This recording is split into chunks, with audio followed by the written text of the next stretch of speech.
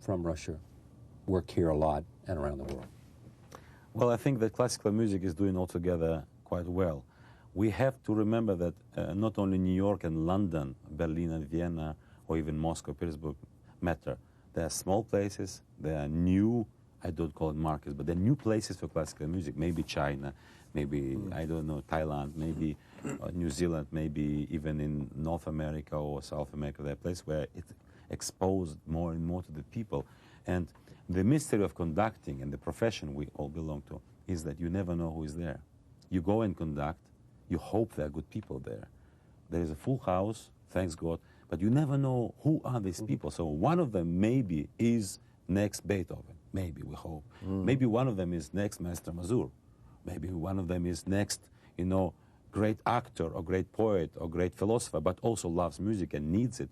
So you have to believe that what you do will be projected through someone who you work for and will give wonderful results, maybe in 20 years. Because we are modest people here, but I remember great artists I saw myself. They made me musician. They don't know it. Some of them died long ago. They have never even a chance to listen to my voice anymore, but they helped me so much that now I want to do the same for others who I do not know. This is what, again, I repeat, is the power of classical music.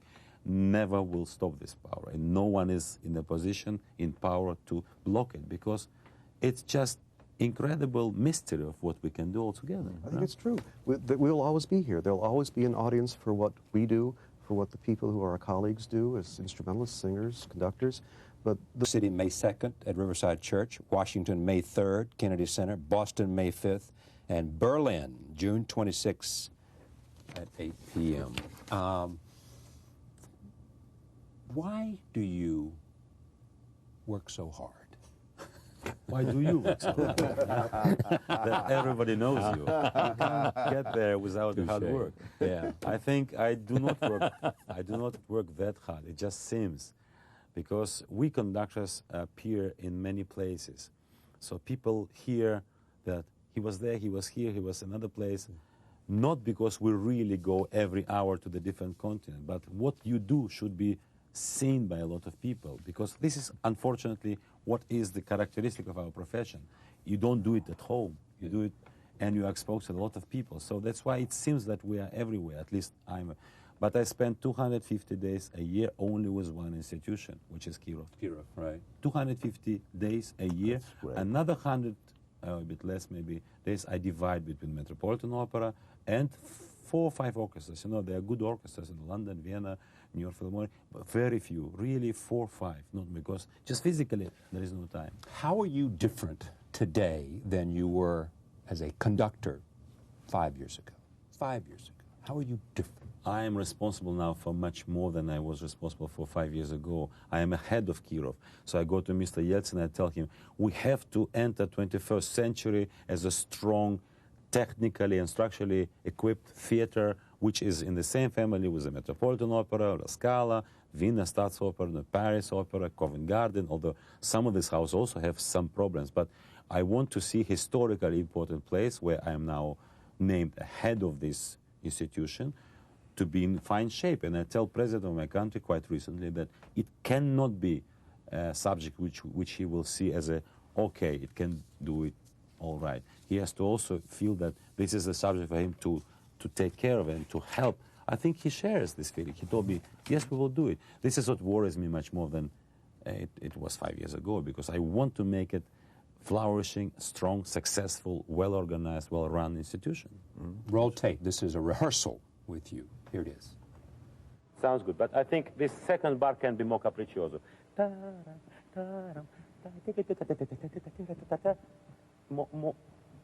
What we have to avoid is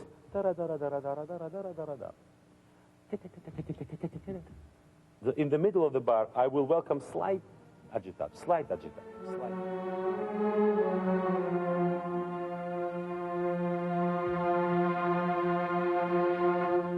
Pausa.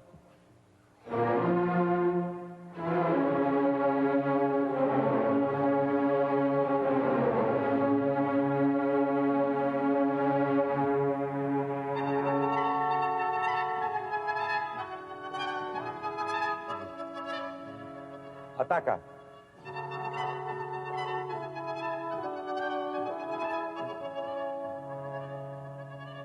Music inhabiting your body.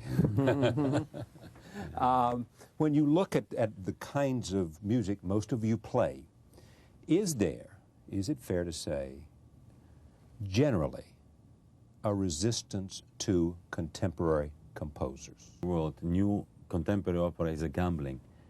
It's a huge risk because if you have a $1 million and you want to invest, you risk most if you invest it in the contemporary opera because you never know how many people will love it, how many people will come and want to see it, and many, many, many things look risky. Orchestra is also difficult, but orchestra is at least over there. In opera, you are involving so many people to work on the new production.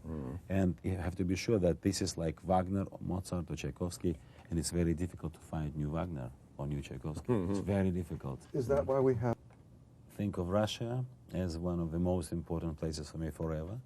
And I will not conduct maybe 250 performances a year there. This is another story.